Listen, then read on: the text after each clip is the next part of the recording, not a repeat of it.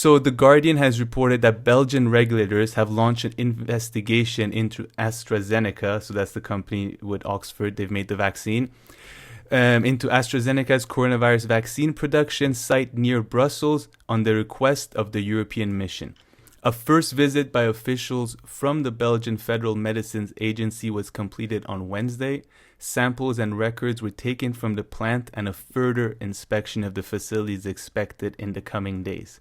So this investigation was requested by the EU's executive branch due to doubts over AstraZeneca's explanation of an unexpected shortfall in vaccine deliveries to the UA. They have said that they will only be able to deliver a quarter of the EU's 100 million doses that they were expected to receive by March, so only a quarter of that. That's pretty much all of it there. So yeah, the Europeans are not happy that they're not going to receive pretty much the 100 million doses that they've promised, that they've been promised from Oxford. Now they're only saying a quarter of that, and even that I doubt. So I just wanted to ask, what do you make of this? What are your takes before I'll talk a little bit more about vaccine supplies after? No, sure. First of all, I'd like to point out this is another great example of the efficiency of the private companies out there. So, they always talk about inefficiency within governments and stuff. I can see how efficient and, on their words, the big private companies are. Can I But actually that's interrupt you right there? that's Sorry that another. you said that. It's so Yeah. funny. So Moderna vaccine in the States is under Operation Warp Speed. The production, supply, all of this hasn't gone well. Pfizer is not with Operation Warp Speed. The production, distribution is not going well. So both of them, yeah, public and private, So, seem to so have yeah, same maybe the limitation. problem is corruption wherever it is, you know. But yeah, whatever.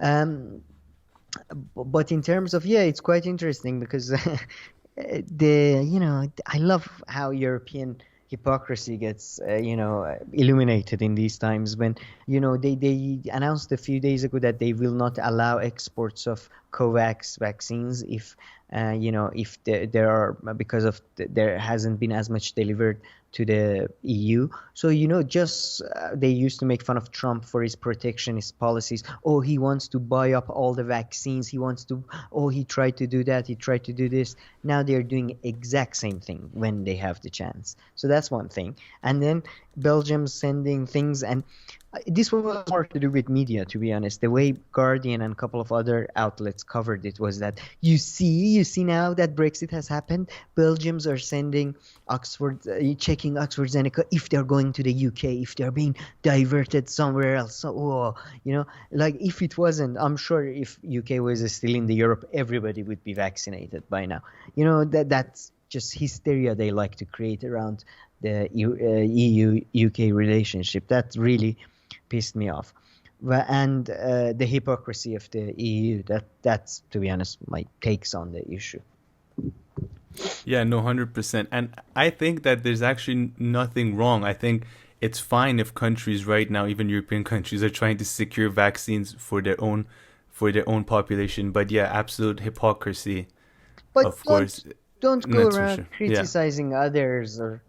Uh, But so yeah, I mean, I wanted to do this story last week and I was like, why would I do it? But now, because I didn't want to shit on WHO for no reason. But so the chief of WHO came out last I week do. and and he said that, rich countries should not hoard vaccines. And he went on to say, it's like, quote, I need to be blunt, the world is on the brink of a catastrophic moral failure, and the price of this failure will be paid with the lives and livelihoods in the world's poorest countries. So first, I hate the things like a moral failure, it's so like abstract, like what you talking about exactly. But at the same time, I was like, okay, if I'm having good faith, I can say that you're foreseeing the future, and then because you're talking about the future, you're saying that it'll be a moral failure and you're not getting more precise.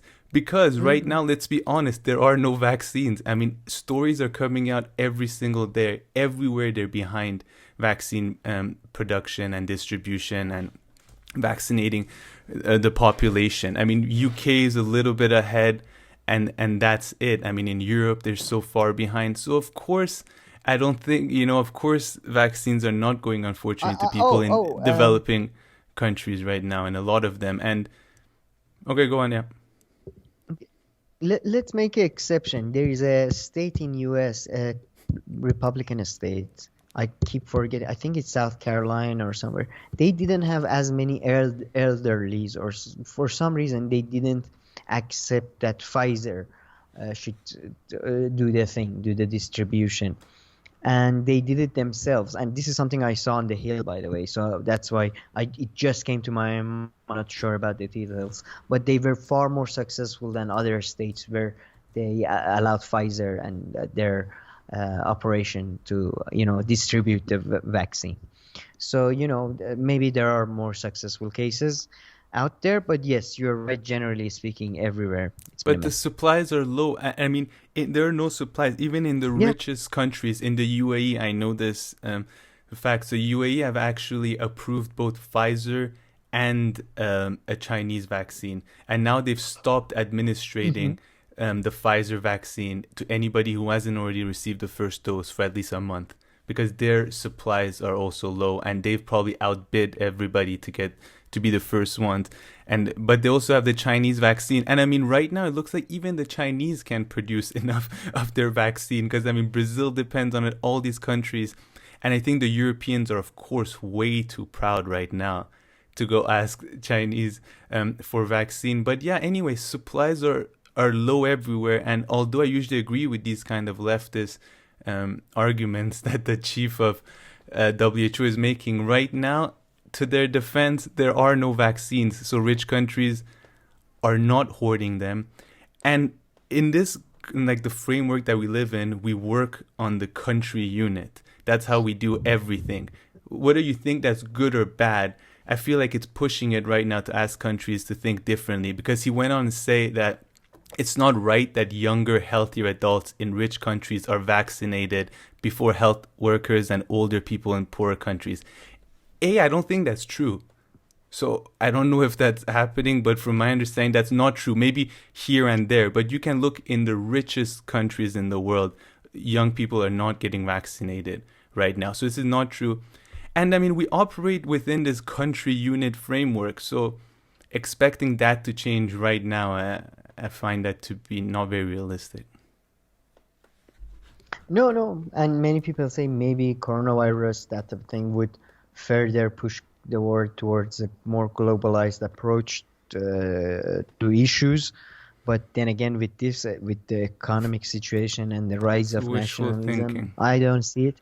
Exactly. Wishful thinking. Yeah. I mean, every Seems country it wants seems, exactly but get their economy I to mean, open right now. I hate WHO as much as the next guy, but I mean, at least somebody has to say this type of bullshit. No, it's good. It's good. But Somebody I'm has. saying What for about the once it's poor? not the What case. about the children? But for once it's not the case. Yeah, and I mean, he said this during a meeting that was. I heard, there are people in US and UK that are getting vaccinated that are, let's say, middle-aged or something. And, maybe there are doctors in many poor countries that are not getting vaccinated. Yeah, So the I suppose doctor part is true. But then or again, frontline workers, whatever. but it comes back to the supply. I mean, the supply thing, they've definitely messed it right up. I now mean, the the whole supply- thing of having the vaccines produced before they were approved. I mean, what, they made like a handful of samples? I don't know. Like that doesn't seem to be, the case. Why is like in Europe there's only like one factory that's dependent on it? I mean, yeah, they're really behind right now. I don't know when it's gonna catch up.